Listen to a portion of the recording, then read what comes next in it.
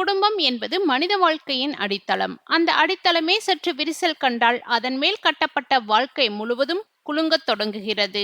வெளியில் பார்க்கும்போது சிரிப்பும் அமைதியும் நிறைந்ததாக தோன்றும் பல குடும்பங்களின் உள்ளே சொல்ல முடியாத வேதனைகளும் பேச மறுக்கப்பட்ட உணர்ச்சிகளும் புதைந்திருக்கின்றன.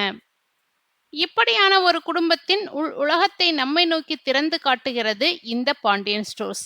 குறிப்பாக ஒரு பெண்ணின் மனதில் அடங்கி கிடக்கும் வலி, அவளின் தனிமை, அவளின் போராட்டம் இக்கதையின் மையமாக அமைகின்றன. இந்த கதையின் மைய பாத்திரமான கோமதி சாதாரணமான ஒரு குடும்ப பெண் அல்ல. அவள் வாழ்க்கை, அவளுடைய முடிவுகள், அவள் எடுத்த பொறுப்புகள் அவளைச் சுற்றியுள்ள மனிதர்களின் வாழ்க்கையையும் பாதித்துள்ளன. ஆனால் அதற்கு பதிலாக அவள் பெற்றது என்ன? அன்பா, புரிதலா, இல்லை மௌனமும் தனிமையும் மட்டுமே? அமைதியாக தொடங்கும் ஒரு நாளில் மறைந்திருக்கும் பதற்றமும் கவலையும். கதை தொடங்கும் நேரம் வெளிப்படையில் சாதாரணமாக தோன்றுகிறது. மீனா கோமதியின் வீட்டிற்கு வருகிறாள். ஒரு வீட்டிற்கு ஒருவர் வருவது என்பது மகிழ்ச்சியின் அறிகுறியாக இருக்க வேண்டும். ஆனால் இங்கே அந்த வருகை ஒரு உள் பதற்றத்தை உணர்த்துகிறது. அரசி மீனாவை பார்த்து கேட்கும் கேள்வி, இந்த நேரத்துல ஏன் வந்தீங்க? ஒரு சாதாரண விசாரணை போல் தோன்றினாலும் அதன் உள்ளே ஒளிந்திருக்கும் மனநிலை வேறுபட்டது. இந்த வீட்டில் எல்லாம் வழக்கம் இல்லை. தாய் கோமதி தனியாக அமர்ந்து எழுதி கொண்டிருக்கிறாள்.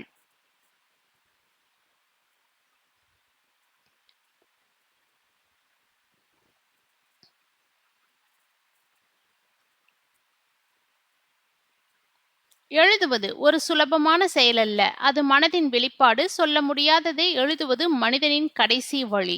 கோமதி எழுதி கொண்டிருப்பதை மறைக்க முயல்வதே அவளுக்குள் எவ்வளவு வலி இருப்பதை உணர்த்துகிறது.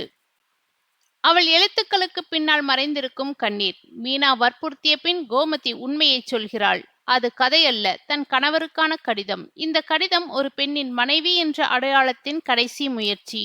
நேரில் பேச முயலாத போது, கண்களில் கண்ணீர் காட்ட முடியாத போது, எழுத்து மட்டும்தான் அவளுக்கு மீதம் இருக்கும் ஆயுதம். கோமதி தன் கணவர் செந்தில் தன்னிடம் கோமதி தன் கணவர் பாண்டியன் தன்னிடம் பேசாமல் இருப்பதை எண்ணி உடைந்து போகிறாள். அவனை நேரில் பார்த்து பேச முயற்சிக்கிறாள். உடல்நலம் சரியில்லை என்று கூறியும் பார்த்திருக்கிறாள். ஆனாலும் அவன் மனம் கரையவில்லை. இந்த இடத்தில் கோமதி ஒரு மனைவியாக மட்டுமல்ல, ஒரு மனிதியாகவும் தோற்றுப்போகிறாள். கடிதம் ஒரு பெண்ணின் கடைசி நம்பிக்கை. ராஜி எழுதிய கடிதம் போல தன்னுடைய கடிதமும் பாண்டியன் மனதை மாற்றும் என்ற நம்பிக்கையில்தான் கோமதி எழுதுகிறாள். இந்த நம்பிக்கை அவளுடைய பலவீனமாகவும் அதே நேரத்தில் அவளுடைய வலிமையாகவும் மாறுகிறது. எழுதும் ஒவ்வொரு வரியிலும் என்னை புரிந்து கொள் என்ற மௌனக்குரல் ஒலிக்கிறது. இந்த இடத்தில் சமூகத்தின் ஒரு முக்கியமான உண்மை வெளிப்படுகிறது. பல பெண்கள் தங்களின் உணர்ச்சிகளை நேரடியாக சொல்ல முடியாமல் எழுத்து, மௌனம் அல்லது பொறுமை என்ற 3 வழிகளையே தேர்ந்தெடுக்கிறார்கள்.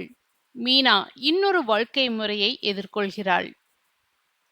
மீனா கோமதிக்கு எதிரான ஒரு மனநிலையின் பிரதிநிதி. அவள் பேசலன்னா மட்டும் என்ன, நான் என் வேலையில் சந்தோஷமாக இருக்கிறேன் என்று அவள் சொல்வது நவீன வாழ்க்கை அணுகுமுறை காட்டுகிறது.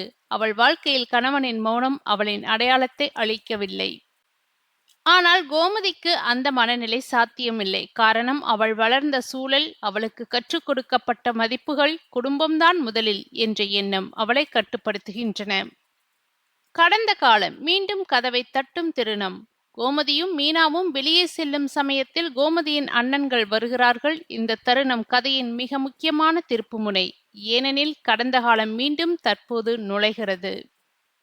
அண்ணன்களை பார்த்தவுடன் கோமதியின் உள்ளே அடங்கியிருந்த கோபம் வெடிக்கிறது. பின்பு பேசாமல் விட்ட கேள்விகள், கேட்க முடியாமல் போன குற்றச்சாட்டுகள் இப்போது வார்த்தைகளாக வெளியே வருகிறது. உறவுகளின் பெயரில் வரும் அதிகாரம்.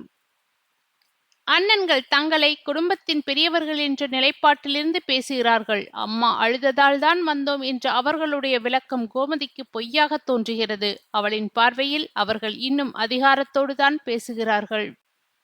இந்த இடத்தில் குடும்ப உறவுகளில் நிலவும் ஆண் ஆதிக்க மனநிலை தெளிவாக வெளிப்படுகிறது. பெண் எடுத்த முடிவுகள், அவள் சந்தித்த வழிகள் 2ஆம் நிலைக்கு தள்ளப்படுகின்றன.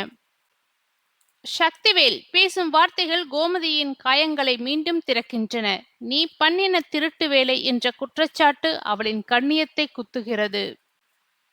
அவள் செய்ததை அவள் தவறு என்று ஒப்புக்கொள்ள மறுக்கிறாள். அந்த நேரத்தில் சரி என்று தோன்றியதைத்தான் அவன் செய்தேன் என்ற அவளுடைய வார்த்தைகள் ஒரு பெண்ணின் தன்னியல்பின் வெளிப்பாடு.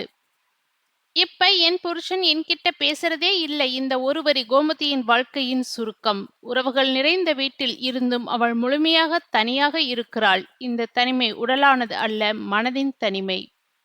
இந்த கதை ஒரே ஒரு குடும்பத்தின் கதையாக மட்டுமல்ல, இது ஒரு சமூக பிரதிபலிப்பு. குடும்பம் என்ற பெயரில் எத்தனை பெண்களின் குரல்கள் அடக்கப்படுகின்றன, எத்தனை முடிவுகள் மரியாதை என்ற பெயரில் கேள்விக்குண்டாக்கப்படுகின்றன. உறவுகளை காப்பாற்றுவது மௌனம் அல்ல, புரிதலும் நேர்மையான உரையாடலும். கோமதியின் வாழ்க்கை ஒரு எச்சரிக்கை. பேசாமல் விட்ட ஒவ்வொரு உணர்ச்சியும் ஒரு நாள் வெடித்தே தீரும். அந்த வெடிப்பு உறவுகளை சிதைக்கும். இன்றைய கதையின் ஆரம்பத்தில் மீனா வருகிறாள். அப்பொழுது அரசி மீனாவை பார்த்து, வாங்க, என்ன இந்த நேரத்துல வந்திருக்கீங்க என்று கேட்கிறாள். அதற்கு மீனா, சும்மாதான், என் தாயை, உங்க அத்தையை பார்க்க வந்தேன் என்று கிண்டலாக சொல்கிறாள். அதற்கு அரசி சொல்கிறாள், அம்மா உள்ள உட்கார்ந்து ஏதோ ரகசியமாய் எழுதிக்கிட்டு இருக்காங்க என்று. அதன் பின் இருவரும் கோமதி இருக்கும் அறைக்கு செல்கிறார்கள். இவர்களை பார்த்ததும் கோமதி எழுதி கொண்டிருக்கும் லெட்டரை மறைக்கிறார். உள்ளே சென்ற மீனா கோமதி எழுதி கொண்டிருப்பதை பார்த்து, காட்டுங்கள் அத்தை, என்ன எழுதிட்டு இருக்கீங்க என்று கேட்கிறாள். அதற்கு கோமதி சொல்கிறாள், ஒண்ணும் இல்லை, நான் தான் எதுவும் எழுதவில்லை என்று. மேலும் மீனா வற்புறுத்தி கேட்டவுடன் கோமதி சொல்கிறாள், கதையெல்லாம் ஒன்றும் எழுதவில்லை, நான் உங்க மாமாக்கு லெட்டர் எழுதி கொண்டிருக்கிறேன் என்று சொல்லிவிட்டு கோமதி அழத் தொடங்குகிறாள். உடனே மீனா, விடுங்க அத்தை, எதற்கு சின்ன புள்ள மாதிரி அழுதுகிட்டு இருக்கீங்க என்று சமாதானப்படுத்துகிறாள். நானும் உங்க மாமா முன்னாடி முன்னாடி போய் நிக்கிறேன், உடம்பு சரியில்லைன்னு கூட சொல்லி பார்க்கிறேன், கண்டுக்கவே மாட்டேங்கிறாரு என்று அழுகிறாள். அதான் என் மனசில் இருக்கிறது எல்லாம் லெட்டர் எழுதி கொண்டிருக்கிறேன். ராஜி லெட்டர் எழுதினால்தான் அதை அவங்க அப்பாவும் சித்தப்பாவும் மனசு மாறினார்கள். அந்த மாதிரி மாமாவும் மனசு மாறினால் நல்லதுதானே என்கிறாள் கோமதி. மீனா, கதிர் ராஜு கல்யாணம் நடக்கும்போது நீயும் அங்கதான் இருந்தாய். உனக்கு தெரியுமில்ல என்ன நடந்ததுன்னு. என்னை தப்பா நினைச்சா எப்படி என்று கேட்கிறார் கோமதி. மீனா சொல்கிறாள், விடுங்க அத்தை, மாமா கொஞ்ச நாள்ல பேசிடுவாங்க என்று. இல்ல மீனா, கொஞ்ச நாள் எல்லாம் என்னால் பொறுத்து கொள்ள முடியாது. இன்னும் 1-2 நாட்களில் அவரை பேச வைக்க வேண்டும் என்று கோமதி சொல்கிறாள். இதன் இடையே அரசி மீனாவை பார்த்து கேட்கிறாள், ஏன் அண்ணி, அண்ணன் உங்க கூட பேசிட்டு இருக்காங்களா என்று. மீனா, இல்லை, அவர் என் கூட பேசுவதில்லை, நானும் அதை கண்டுகொள்வதில்லை என்று சொல்கிறாள். மேலும் அவர், மிஸ்டர் பாண்டியனோட மகன் எப்படி என் கூட பேசுவார்? மிஸ்டர் பாண்டியனுக்கு இருக்கிற அதே கோபமும் ரோஷமும் மிஸ்டர் செந்திலுக்கும் கொஞ்சமாவது இருக்கும் அல்லவா என்று மீனா சொல்கிறாள்.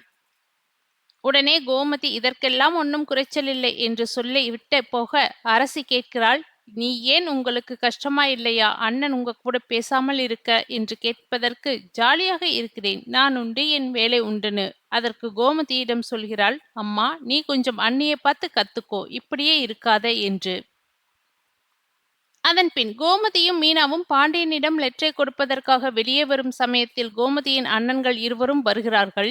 அவர்களை பார்த்ததும் கோமதி கோபப்படுகிறார். உடனே மீனா, அத்தை, இப்ப ஏன் கோபப்படுகிறீர்கள் என்று கேட்கிறாள். அது எப்படி மீனா, நம்ம வீட்டுக்கு வந்து நம்ம வீட்டு நிம்மதியே கெடுப்பார்கள். நான் ஏன் நாளைக்கு கேள்வி கேட்க கூடாது? நான் 4 கேள்வி கேட்டுவிட்டு வருகிறேன் என்று சொல்லி சென்று அண்ணன்களுடன் சண்டையிடுகிறார். எவ்வளவு சொல்லியும் கேட்காத கோமதி அண்ணன்கள் இருவரும் சென்று, இப்போ உங்க 2 பேர்த்துக்கும் சந்தோஷமா இருக்கீங்களா? பிரச்சனை இல்ல. இப்ப என் வீட்டுக்காரர் என்கிட்ட பேசுறதே இல்ல. நீங்க சந்தோஷமா இருங்க என்று கேட்கிறாள். உங்க வீட்டுக்கு நான் வந்து விருந்துக்கு கூப்பிட்டேனா? ஆனால் நீங்க என்ன சொன்னீங்க? உறவாட திரும்ப இந்த வீட்டுக்கு வரக்கூடாதுன்னு சொன்னீங்க. நானும் திரும்ப போயிட்டேன். ஆனா நீங்க அப்படி விடாம திரும்ப ஏன் என் வீட்டுக்கு வந்தீங்க என்று அண்ணன்களுடன் சண்டையிடுகிறாள். இப்படியாக எபிசோடு நிறைவடைகிறது.